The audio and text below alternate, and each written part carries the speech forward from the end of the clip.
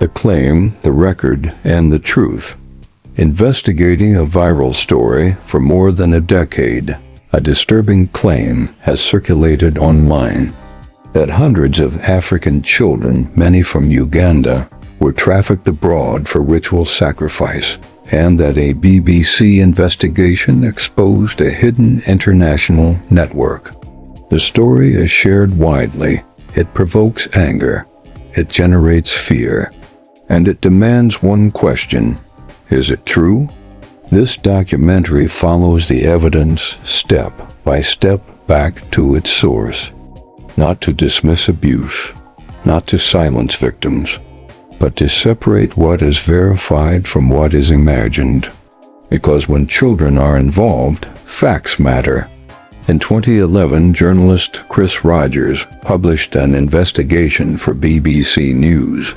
He traveled to Uganda to examine reports of children being abducted and harmed in connection with beliefs about ritual sacrifice. At the time, Ugandan authorities had established a special police unit, the Anti-Human Sacrifice Task Force. Its purpose was simple: to investigate cases where children were allegedly targeted because of beliefs that harming them could bring wealth, success, or protection.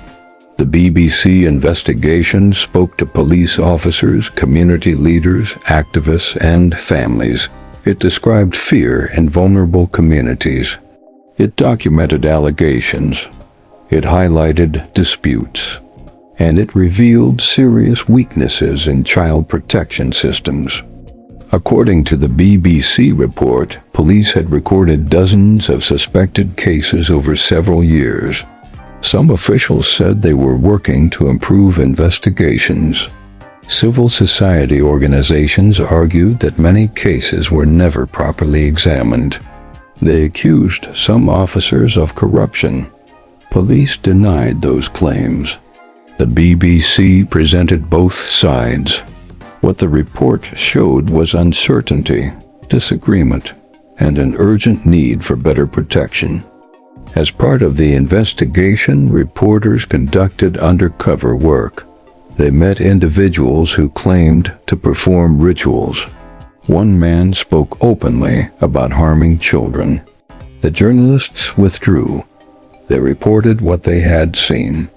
They shared information with authorities. This was responsible investigative reporting. But it was not proof of a massive international trafficking network. Nowhere in the 2011 report did the BBC claim that hundreds of children were trafficked to the United Kingdom. Nowhere did it confirm a pipeline exporting victims abroad. Nowhere did it present verified figures of 400 children. The focus was Uganda. The problem was local. The evidence was limited. And the scale was contested. So how did a local investigation become a global conspiracy story? The answer lies in how information travels online. Over time, three different issues began to merge. First, the BBC's reporting on ritual-related abuse in Uganda. Second, British safeguarding cases involving children harmed after accusations of possession or witchcraft. Third, global concerns about human trafficking. Individually, each of these issues is real, but together they were reshaped into something else. In the United Kingdom, police recognize abuse linked to faith or belief. These are cases where children are harmed because adults believe they are cursed, possessed, or spiritually dangerous. They are treated as criminal and safeguarding matters. They are investigated, they are prosecuted. But they are domestic cases. They are not evidence of international trafficking pipelines. Yet online, fragments of these stories were combined. Numbers were added. Language became more extreme. Details were removed from context. A narrative emerged.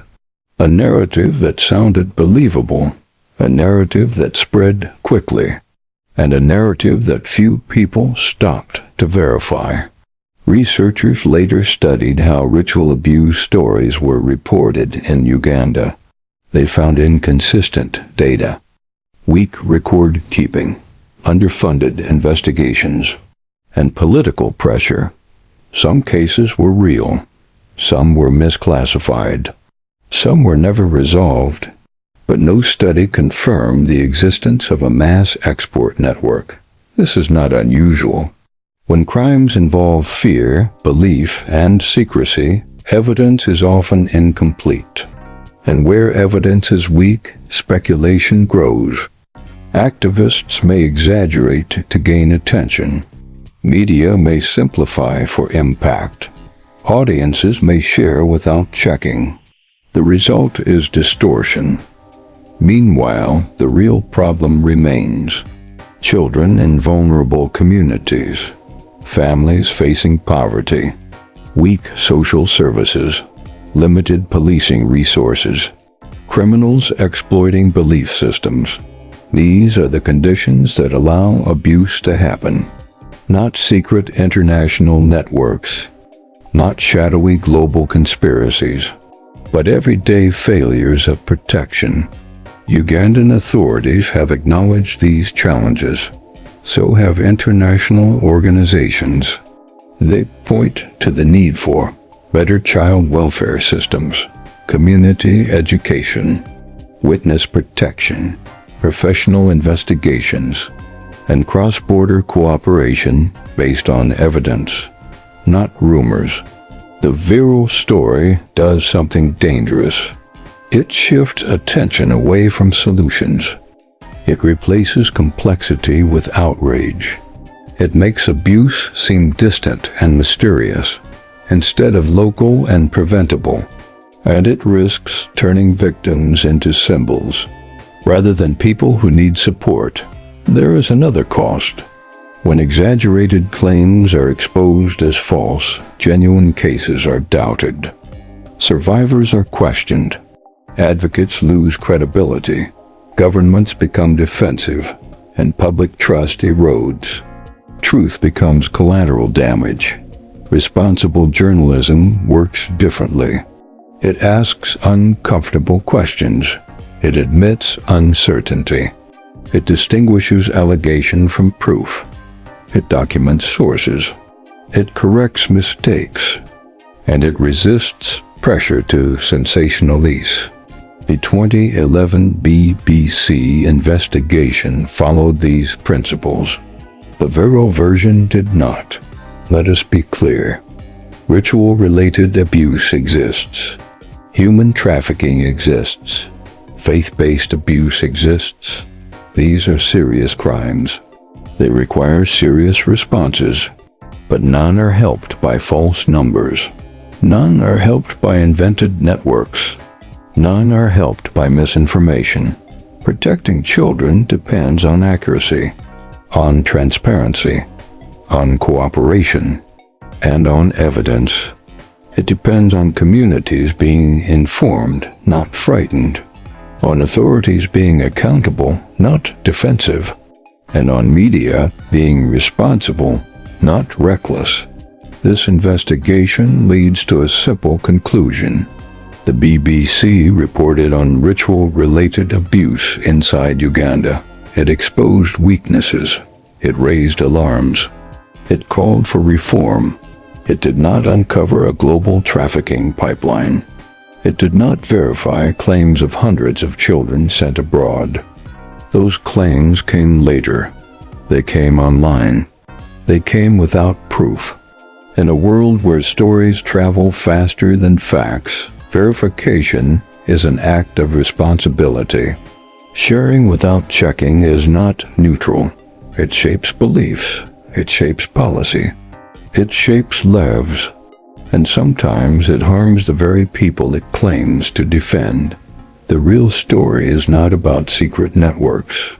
It is about building systems that protect children, about funding social services, about training police, about educating communities, about supporting survivors, and about telling the truth, even when the truth is complicated. This is the work of investigative journalism, not to shock, not to manipulate, but to inform, to verify, and to protect. For Dalka 360 Lexical Press, this is the claim, the record, and the truth.